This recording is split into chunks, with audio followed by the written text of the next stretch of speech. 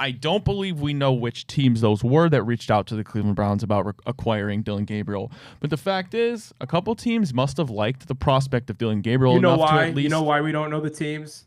You think it's fake? Because it didn't happen. You think nothing like the Browns putting this story out 3 months after the fact, because Dillon Gabriel has stunk up the joint in practice, and every reporter worth a lick, both locally and nationally, that has come through from the Diana Rossinis of the world to the Daryl Writers of the world have said that this guy stinks out loud. And magically 3 months after teams were calling we find out about this now. Oh, yeah, trust us. This guy's great. After we drafted Shedeur, everybody was calling about Dillon Gabriel. Yeah, right.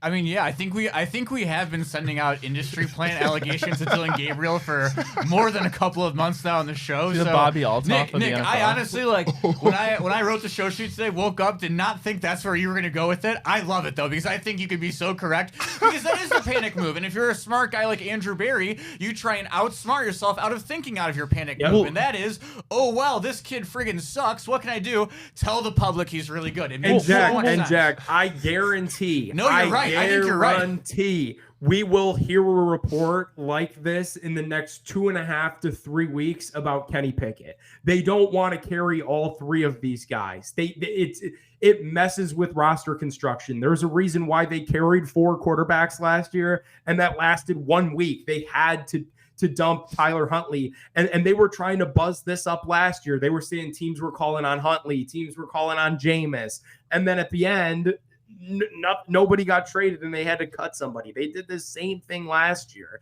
I couldn't believe all of the people that got stirred up about this report and said, see, look, teams, they didn't draft Dillon Gabriel. Teams wanted Dillon Gabriel. No, they didn't.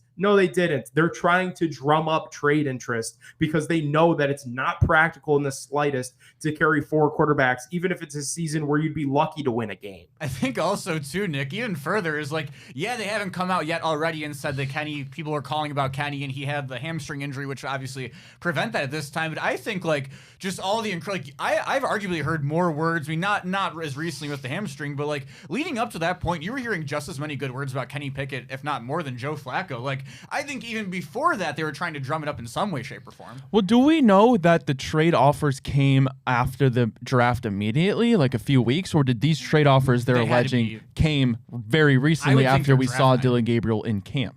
Right? It's got to be the night of the draft. But there's been not one good report about him out of camp. Are the trade offers in the room with us? Well, they're not in the room with me. Are they in the room with you guys at Burke Lakefront Airport? I haven't heard from any other NFL cities of teams that are knocking down the door to get Dillon Gabriel. Did I make the analogy yet? And also, even if they did, I bet you those trade offers were, you spent a 3rd-round pick on the kid, we'll give you a 6th-round pick.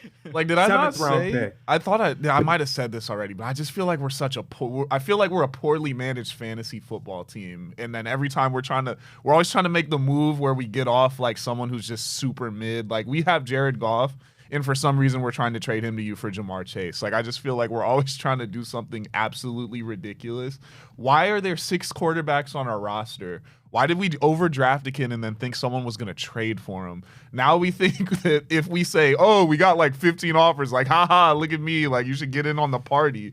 Like, I don't get what we're trying to do. It's so dumb, too, because, like, when you think of organizations that can take chances on, like, projects and clunkers and kids that might have a history or stuff like that, like, you think of, like, the Patriots of the world, or now, like, the Chiefs can go out and get, like, a Kadarius Toney type guy like they did a couple years ago, and maybe it works out. Yeah, if it doesn't, we did matter. That, too. We do shit like that all the time, though. Like, as a 3-win football team, every single year, I think we just make the dumbest decisions over and over again. Like, not the sure thing.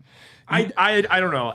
And listen, like, I know that this report came out in The Athletic. I really like The Athletic. I trust a lot of their reporting.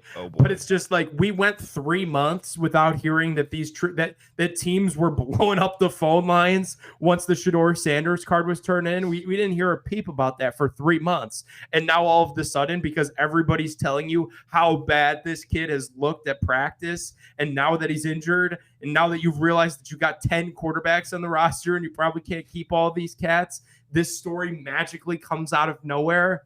Not buying it.